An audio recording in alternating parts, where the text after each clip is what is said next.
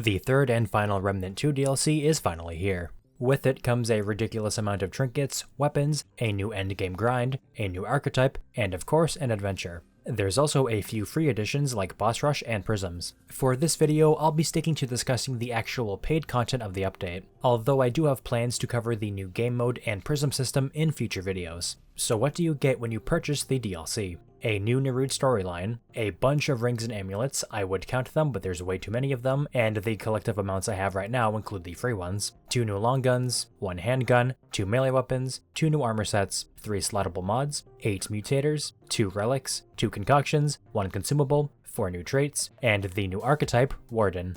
Let's start off with what I believe to be the weakest part of the DLC, the story. Now I want to preface my reasoning by stating that I've never been invested in Nerud's story. At best, I think the concept is kind of interesting. A bunch of people trying to find any sign of life in the rest of their universe, which is pretty much devoid of it. You know, it's kind of neat. Going into the third DLC, I wasn't expecting to get sucked into a narrative, and I was right. The environments are pretty, and the new character Spark is endearing, but the actual story didn't hook me. To me, the main antagonist is the most prevalent issue in regards to the narrative. The previous 2 DLCs had interesting opposing forces that you learned about as you played. The Awakened King had the one true king waking up from his transient eternal slumber, wreaking havoc on the Fae after his betrayal. Forgotten Kingdom had you uncover the journey of Kolket's lost son, and the stone goddess Lydusa in a long-lost city torn apart by a lust for power. Dark Horizon has a big geometric shape, saying it is all-encompassing. I never felt there was anything of value to learn about a black hole. Then there's the world itself. Everyone on Nerud is dead and has been dead since the first time we stepped onto the ship over a year ago. The only remnants, haha, we get from them are robots, creatures, and audio logs strewn about like we're playing release Fallout 76. And as much as I like the Custodian, if I have to hear, "Where did you come from? How did you find Nerud?" one more time, I'm gonna lose it.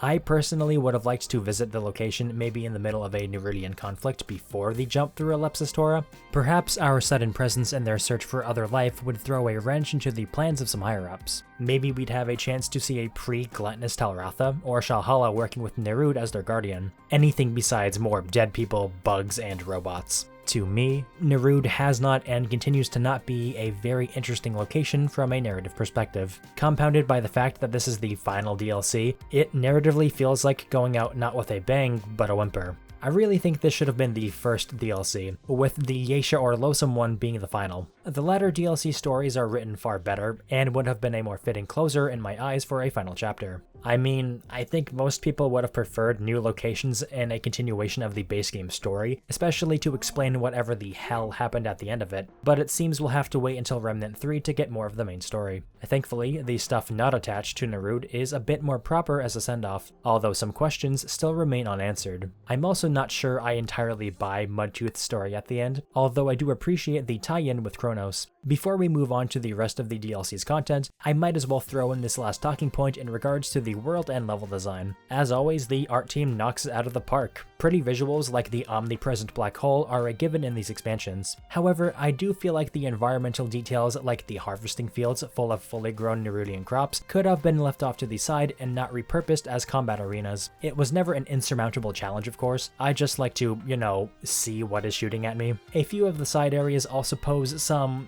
unique threats, not all of them good. The train section, awesome, 10 out of 10. The neurotoxin chamber race to the finish, not fun. And the stealth section side area, just bad. Remnant is not a stealth game. Players should not be forced to use trinkets and archetype skills they don't have to bypass what is an unnecessary obstacle in a game about shooting. Also, the reward that gets locked off for the rest of the run if you mess up, yikes. This should have been 1 reward if you fought your way through, and 2 if you managed to stealth it. And for the final weird thing I like and kind of dislike at the same time, paragliders. Now, don't get me wrong. I love Breath of the Wild. When I first saw this new mechanic for traversing Nerud, I was really excited. However, that excitement quickly grew to anxiousness followed by annoyance after the 50th time writing them trying to find every damn secret. It's a cool mechanic, sure. It's just the overly secretive nature of Remnant 2 that makes it overstay its welcome. The 3 new bosses included with the DLC range from fine to fun. Once again, the 2 dungeon bosses are essentially just upscaled versions of elites. However, their fights introduce new mechanics that separate separate them from their counterparts and elevate them to being enjoyable. That second one especially. I felt a remnant of Exilis there for a moment. The final boss was alright. Not too challenging, not too easy. I did have some problems with audio cues, although it could have had something to do with my build using Wellspring and Stone Mist. There's essentially 3 variants to the fight depending on your actions or inactions after each dungeon. Part of my partial dissatisfaction comes from the fact I just don't find Alepsis Tora to be an engaging antagonist. This really should have been the first DLC. It's so unimpactful from a story perspective, unless the indomitable human spirit versus a black hole is your jam. The weapons included in this DLC are all fun and unique. A few of them have issues, although the recent patch has addressed some of the more major ones. Expect an Apocalypse Tested video on them soon.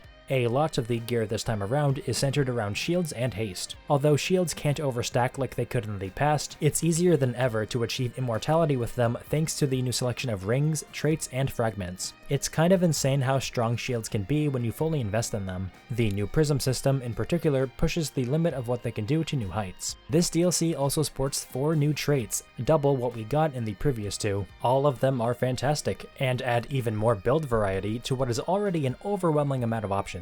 Finally, we have the star of the show, Warden. This archetype kinda has it all. It's got support, tanking, and damage options, sort of like another archetype we know. All 4 of its base perks are good, even if the damage perk is the exact same as Medic and Alchemist, goddammit. I 100% see this being as some players' new favorite archetype, and I'm excited to cover it once I get through the others. So, should you buy the Dark Horizon? Well, if you don't care for the story and just want some badass gear and weapons, then absolutely pick it up. Just be ready for a serious grind awaiting you towards the end of it. I know I was pretty critical for a good chunk of the video, however the contents within are still good and worth the money in my opinion. $10 for a boatload of awesome new gear is pretty worth it in my eyes, especially with the new game mode and progression system to use them with, even if I have some gripes with the latter. So yeah, go and pick up the last DLC. I'm sure you'll have a blast. It seems like this may be the last kind of review type video I make for R2. I know there's a section in the files that mention a 4th DLC, but I'm not holding my breath. If they announce a 4th DLC or a second year of content, I'll be ecstatic. If not, well, that just means I can focus on the remaining videos I want to make. And believe me, I have a lot left to do. Speaking of which, the next video is going to be covering the new weapons. If you have any build you'd like to see in the video, leave a comment and I'll show it off in their respective section. As always, thank you so much for watching, and I'll see you all in the next one.